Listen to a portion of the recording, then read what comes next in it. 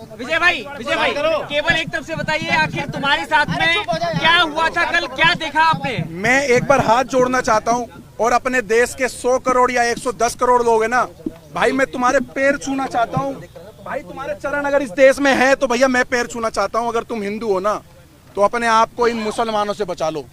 ये सब एक हैं, मैं खुल के बोल रहा हूं, ये सब मुसलमान एक हैं। कोई मुसलमान बोले कि मैं ये हूं, मैं वो हूं, मैं इंसानियत नहीं। मेरे बच्चे को मौत के घाट उतार देते। मेरी गाड़ी रोकी गई, 50-100 कम से कम मुसलमानों ने मेरी गाड़ी पे चुपड़ गए, पथराव करा, ब्लैंक गोलियां चला रहे हैं कट्टों से। हमने देखा जब कश्मीर फाइल मूवी देखी थी ना हमने, तो हमारा खून ना खोल गया था हमारा उस टाइम। लेकिन जब हमारे ऊपर भी थी ना, तो मुझे पता है मैंने उस नन्हे से 1.5 साल के बच्चे को कैसे बचाया है।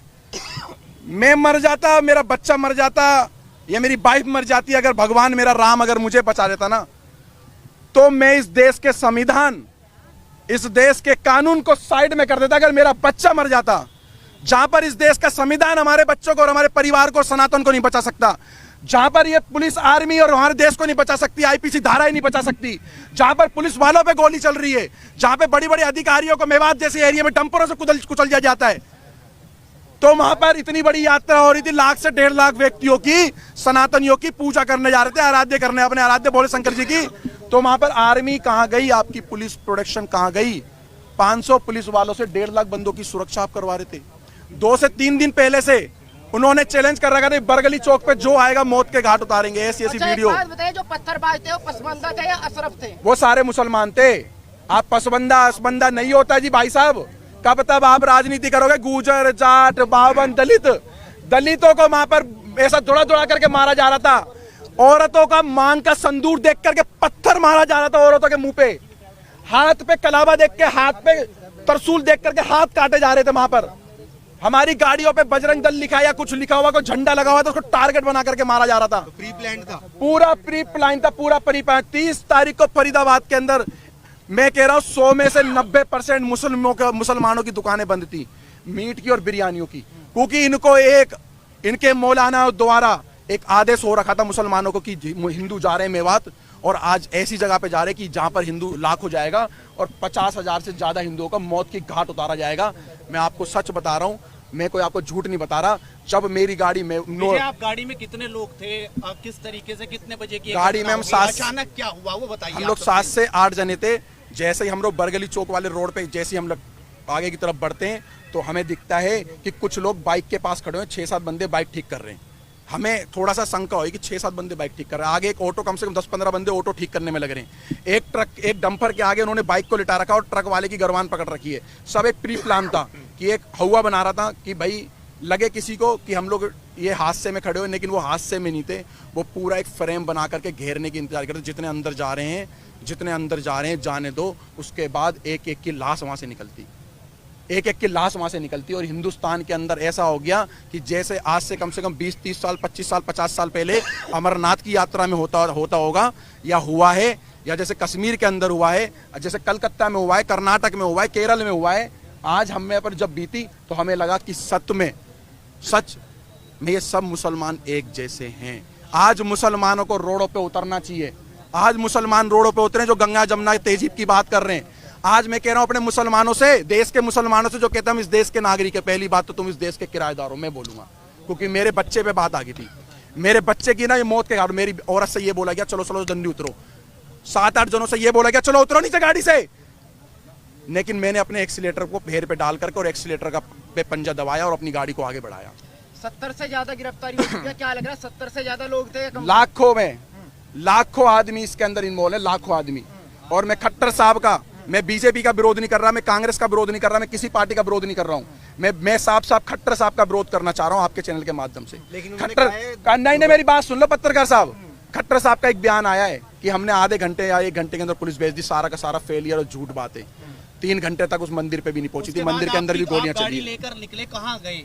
बरगली चौक। अपने आप को, अपने बच्चे को, अपनी पत्नी को, जो लोग थे उनको बस भागते रहे। जहां पर हिम्मत टूटी वहां पेट्रोल पंप दिखा, पेट्रोल पंप में गाड़ी घुसेड़ दी। मैं उन अंकल जी का एहसान जिंदगी भर नहीं भूलूंगा, मेरे को और मेरे परिवार को, और उन्होंने मेरे पीछे बैठे हुए व्यक्ति को, जो किसी के बच्चे थे, किसी माँ के लाल थे, उनकी माँ की आंखों की टकटकियाँ लगी हुई थी, मैं वहाँ पे मेरे बच्चे गए, वहाँ पर हमला हो रहा है, उन अंकल का धन्यवाद करना चाहूँगा। अंकल ने बोला डरो मत, गाड़ी यहाँ लगाओ, किसी माई के लाल में दम नहीं है जो इस पेट्रोल पंप की सीमा पार कर जाए। पेट्रोल पंप पे आए और रेकी कर रहे थे बाइक और कार से पेट्रोल पंप के सामने कि हाँ यहाँ ये लड़ फंसे हुए हैं ये सारे के सारे, और मैंने भगवा, यही कपड़ा चेंज नहीं हुआ मेरा कल से, यही कपड़ा है मेरे पास, यही। इसको देख के टारगेट कर रहे थे कि अगर वो सारे का 200-250 की संख्या में आ जाते तो हमें पेट्रोल पंप पे ही मार देते, तो पेट्रोल पंप पे भी आग लगा देते। वो इस चीज को अंजाम देने वाले थे। फेंकने वालों में महिलाएं भी शामिल थी क्या? पत्थर फेंकने वालों में महिलाओं का मेरे को नहीं पता, मैं झूठ बिल्कुल नहीं बोलूंगा। मैंने अपनी नहीं जी, किसी ने भी देखी हो, मैं तथ्यों पे बोल रहा, झूठ नहीं बोलूंगा। सारे के सारे 15 से 16 साल के बच्चे थे वहां पर, 15 से 16 साल के बच्चे थे, बूढ़े थे, पत्थर पकड़ा रहे थे बच्चों के हाथ में, फेंको इनके ऊपर। भारत के अंदर ये हाल कर दिया। अगर पुलिस और कानून और प्रशासन अगर हमारी रक्षा सुरक्षा नहीं कर सकता ना, तो हम स्वयं करेंगे, आप पीछे हट जाओ। वो 15 मिनट की धमकी देते थे, मैं कह रहा हूँ 5 मिनट का मैं कह रहा हूँ, तुम पीछे हट जाओ 5 मिनट के लिए। हम अपने देश में ही बता देंगे, इस भारत के अंदर ही बता देंगे हम अपने धर्म की कैसे रक्षा कर सकते हैं। इतना कायर बुजदिल समझ रखा है तुम लोगों ने हिंदुओं को, इतना कायर बुजदिल। और सारे पत्रकारों से हाथ जोड़ के निवेदन कर रहा हूँ, सच दिखाना, झूठ मत दिखाना। ये दलाल पत्रकार, सोशल मीडिया के बड़े बड़े चैनल वाले ये बता रहे कि हमारे से क्या सुनी हो गई। हमारी सारी पद यात्रा गाड़ियों पे थी, और गाड़ियों पे 50 और 60 गाड़ी स्पीड, 50 और 60 की स्पीड में गाड़ियां चल रही है रोडों पे, हाईवे पर। भाई साहब 50-60 की स्पीड में क्या सुनी हो रही है? अरे नलाई को पढ़ाई भी करिए किसी स्कूल में, केजी, एलकेजी, यूकेजी, पहली, दूसरी, 10वीं, 12वीं, बीए कुछ कर रखी है। अनपढ़ो, इस देश के लोगों को बेवकूफ बना रहे हो तुम लोग। क्या सुनी हो रही है? पथराव कर रहे, गोलियां चला रहे, पुलिस पे गोलियां चला रहे, पुलिस को दंगा करके मारे, पुलिस की गाड़ियां चला रहे, थानों में आग लगा दिए। जहां पर पुलिस प्रशासन सेफ नहीं है, तो वहां पर पहले से हमें बताओ कि हम देश के कानून आपकी रक्षा नहीं कर सकते। मेरी गाड़ी पे गोली नहीं चली, मेरी गाड़ी के सामने से बिल्कुल गोली गई है, हवा में गोली फायर करी उन्होंने कट्टों से, और ऐसे ऐसे वेपन उनके हाथ में थे जो दिल्ली पुलिस के भी हाथ में ऐसे हथियार नहीं थे, आर्मी वालों के पास भी नहीं होंगे। मैं कहा दिल्ली पुलिस, हरियाणा पुलिस के हाथ में ऐसे हथियार नहीं थे, इतने बड़े सारे के सारे मेवात वायलेंस हुई है, ये पूरी फंडित थी, ये 4 पूरी की पूरी, ये पूरे के पूरे प्री प्लान के हिसाब से, फ्रेम के हिसाब से। और मैं अभी भी कहना चाहता हूं, अगर तुम्हारे अगल बगल में कोई मुसलमान किराए पे रहता है, कोई भी है, पूरा बाइकआउट करो, बहिष्कार करो, उनसे किराए पे कमरा खाली करवाओ, क्योंकि सबके सब एक हैं। अब क्या मांग है? उनकी मंशा क्या थी? उनकी मंशा ये थी, मारना चाहते तो सवेरे 5 बजे यात्रा चालू थी, 5 बजे भी पथराव कर सकते थे। उनकी मंशा ये थी, जितने अंदर घुस रहे हैं, जितने अंदर जा रहे हैं, जाने दो, उसके बाद इनकी लाशें निकालेंगे। भारत के अंदर हिंदुओं पे हमला इस तरीके का हुआ। अगर तुम आप भी चुप रहे ना, तो फिर तुम अपने हिंदुओं का गुनाह क्या? हिंदुओं का गुनाह, हिंदुओं गुनाह, हिंदुओं गुनाह, क्या गुनाह करा भाई हमने? आराध्य, हाँ 47 वाला झंडा, 47 गुनाह कोई नहीं था भाई साहब। गुनाह ये था कि हम लोग प्रशासन के भरोसे पे रह गए। अगर प्रशासन हमें पहले बोलता हम तुम्हारी सुरक्षा नहीं कर सकते, तो हम अपनी सुरक्षा स्वयं करते, और कैसे भी करना था। हाँ, गजवाए हिंद की ये स्टार्टिंग है इनकी, ये गजवाए हिंद करने की, एक इन्होंने डर का माहौल बनाने की सोचा कि हम देश के अंदर एक माहौल ऐसा क्रिएट करें कि डर का और भय का माहौल। कोई भी मुसलमान से डरने की जरूरत नहीं है। मैं विजय हिंदू ऐलान कर रहा हूँ, किसी भी मुसलमान से इस भारत के अंदर डरने की जरूरत नहीं है। किसी भी मुसलमान से, आपके बगल में 100 मुसलमान रहते हो, लाख मुसलमान रहते हो, डट के ही लड़ना है। जैसे हमारे भाई, हमारे बड़े पूर्वज भगत सिंह भाई भी लड़े थे, महाराणा प्रताप और पृथ्वीराज चौहान भी लड़े थे, उनके वंशीज हो भाई, उनके वंशीज हो भाई। मैं एक बात और बताइए, क्या लग रहा है सरकार से कार्रवाई की उम्मीद दिखाई दे रही है? क्योंकि मानव अधिकार की बात आ जाएगी, सुप्रीम कोर्ट आ जाएगा। मेरी बात सुनो, उनके हत्यारों को अभी तक जो है सजा, हाथ जोड़ के विनती है, मैं सारे अपने नालायक देश के सुप्रीम कोर्ट के जजों से बोलना चाहता हूँ, सारे देश के IAS IPS कमिश्नर DCP साहब से बोलना चाहता हूँ, अगर मेरा 1.5 साल का बच्चा मर जाता तो कौन सा जज मेरे बच्चों को लाके देता? आओ बताओ मेरे को, विजय हिंदू को बताओ, कौन सा जज आता मेरे बच्चों को मेरे को लौटाता? 1.5 साल के बच्चे को मौत के घाट उतार देते, तो मैं भी प्रशासन और संविधान को साइड में करके और चाहे मेरी जान चले जाती, मेरे बच्चे पे पथराव कर रहे थे ये लोग। जो महिलाएं फंसी हुई थी उनकी जांच, महिलाओं पे गोली चलाई गई है, महिलाओं पे डंडे मारे गए, पत्थर मारे गए, महिलाओं के मुंह पे पत्थर मारे गए। मेरे पे नहीं, इस बात नहीं है, यह मेवात जैसी घटना के बाद नहीं है, मेवात जैसी घटना के बाद नहीं है। देखिए भाई साहब, देखिए सारे सवाल मैं आपको बता देता हूँ, शुरुआत कहाँ से हुई है। हम फरीदाबाद से जब निकले हैं अपने वाहन से, इनकी गाड़ी हमारे से आधा घंटा लगभग पीछे थी, आधे से पौन घंटा, किलोमीटर के हिसाब से नहीं बता सकता, मगर जिस समय हम लोग वहां से जा रहे थे रास्ते में हमारी गाड़ी के पीछे 2-3 बाइक वाले लगातार चल रहे थे जो फरीदाबाद से नूह और मेवात तक थे। हमें शक तो हो रहा था कि शायद हमारा पीछा करा जा रहा है, हमारी रेकी हो रही है। हमारी किसी भी टीम के पास किसी तरीके का कोई भी ऐसा सामान और ऐसी चीजें नहीं थी। अगर होती तो हमारे पास महिलाओं और बच्चों को हम नहीं लेके जाते। केवल शोभा यात्रा थी जो पिछले कई वर्षों से वहां पर शोभा यात्रा चलाई जा रही है और शोभा यात्रा में जल चढ़ाया जाता है, पूजा पाठ करी जाती है और उसके बाद उन मंदिरों से अपने अपने स्थान वापस जाया जाता है। मगर वहां पर जिस तरीके से भीड़ थी, सबके कानों में छोटे वाले वो ईयरबड लगे थे। हमारी बाइकों के साथ भी जब हमारी बाइकें रुकी है, कुछ काफिले में 4-5 गाड़ियां रुकी है, हमारी गाड़ियों के साथ एक बाइक वाला रुक के गया है, जिसने ये बताया है, वहां पर सबने देखा है कि कुछ लोग यहाँ भी रुक गए हैं, भेजो। जब हमारे को बोला गया कि ना तो आप यहाँ से निकल जाओ, पीछे पत्थरबाजी हो चुकी है और मेरे पास एक वीडियो भी है। जब हम लोग वहां से निकले हैं, मैं अभी वो क्लिप नहीं दिखा पा रहा मोबाइल में, उस वीडियो में उस व्यक्ति ने साफ बताया कि सर यहाँ से आप चले जाओ, वहां पर प्लान बन चुका है कि कुछ लोग आगे फंसे हुए हैं, वो आ रहे हैं। और वो व्यक्ति ने खुल के बताया मगर मेरी बाइक का नंबर मत दिखाओ। दूसरी बात यह है, हमारे आसपास से पत्थरबाजी हुई है, वहां पर बुजुर्गों ने चलाए हैं, महिलाओं ने चलाए हैं। सबसे बड़ी बात यह है कि ये बच्चों को पहले टारगेट करते हैं, छोटे बच्चों को आगे लाते हैं जिससे उनकी जमानत हो जाए, उनको जज के आगे पेश करके ये दिखाया जाए कि ये एक बच्चा है, ये बालक है, ये भावनाओं में आकर अपनी सुरक्षा में फेंकना शुरू कर चुका है। 4 दिन पहले से वहां पर पोस्ट चल रही थी कि इनको मेवात की धरती में पैर रख के दिखाओ, हम तुम्हारे बाप के नौकर नहीं है। मेवात को ये दिखाना चाहते हैं, कहते हैं हिंदुस्तानियों तुम वापस जाओ, मेवात हमारा है। हिंदुस्तान, मेरे को क्या पता पत्रकार कहाँ से आए, आपको पता कहाँ से आए पत्थर? आप बताइए। मुझे क्या पता कहाँ से आए, कैसे पत्र, इसी पत्रकारिता के चक्कर में जो है ना मजाक बनाए हुए। एक बार रुक जाओ भाई साहब, इसी पत्रकारिता के चक्कर में पत्थर उनकी छत पे थे तो मुझे क्या पता किसका लेंटर तोड़ के लेकर आए वो। 4थी मंजिल से पत्थर कहां जाएंगे, कौन एक ईंट उठा के 4थी मंजिल में जा रहा है?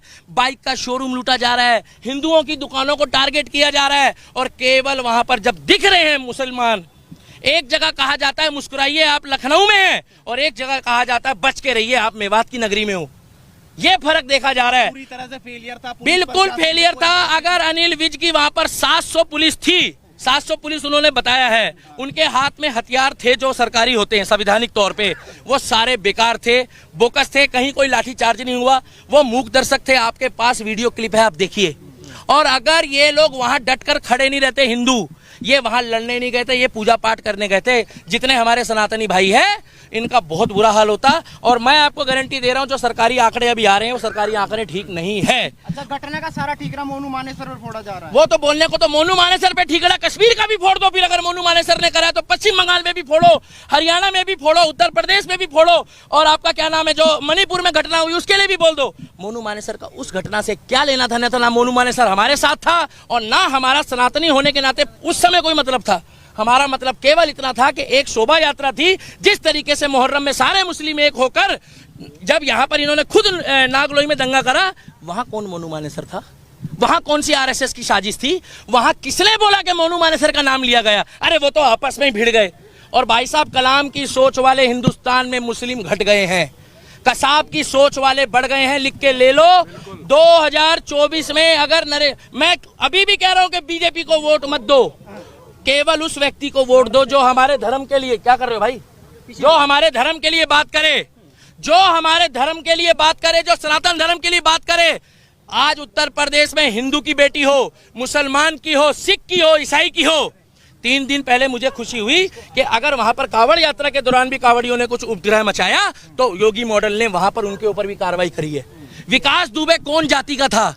वो एक धर्म सनातनी था, हम लोगों ने कोई विरोध नहीं करा। मगर दुनिया जानती है, जब अतीक अहमद मारा गया, अतीक अहमद के साथ जो कांड हुआ, हमें नहीं मालूम किसने करा, तब इन्होंने क्या बोला कि वो शहीद हो गया है। तब इन्होंने क्या बोला कि भैया वो हमारा बंदा था।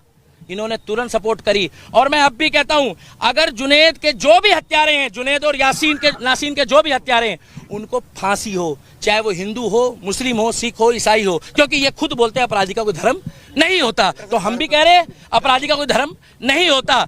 अगर वो राजस्थान पुलिस ने मोनू मानेसर को क्लीन चिट दे दी तो मोनू मानेसर की जो क्लीन चिट देने वाली सरकार है वो तो राजस्थान की कांग्रेस की है।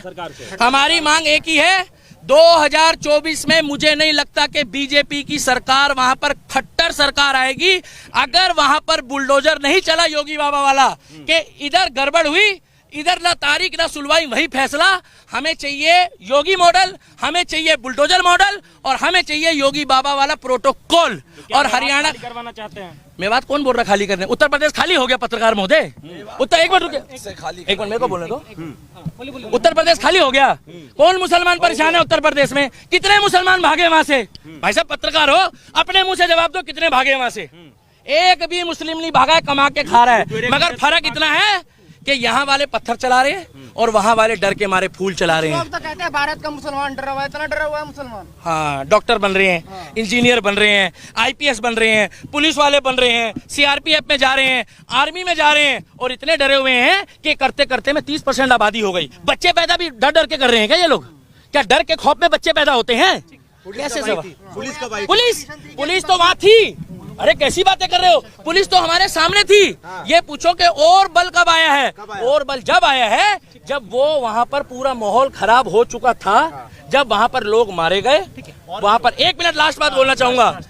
2024 में हरियाणा वालों हाथ जोड़कर सुन लो, सभी एडिटर को कह रहा हूं, डॉक्टर, इंजीनियर, प्रोफेसर, आईओ, जज साहब, जो मेवात में हुआ है वो मेवात फाइल बनने की तैयारी कर दी थी इन लोगों ने, उसमें कुछ छोटी मोटी खामियां रह गई। वहां पर आज भी खेतों में हमारे हिंदू भाई पड़े हैं। मैं हाथ जोड़ के कहता हूं उनका रेस्क्यू कर लो। आज की पोजीशन में भी अगर रेस्क्यू नहीं करा तो कल तक वहां से बहुत खबर आएगी। और 24 में जो सरकार चुनोगे, हमें कोई मतलब नहीं है बीजेपी को वोट मत दो या मत दो, निर्दलीय को जिता देना। मगर जो हमारे सनातन धर्म और हिंदू धर्म की बात करेगा, केवल उनको जिताना।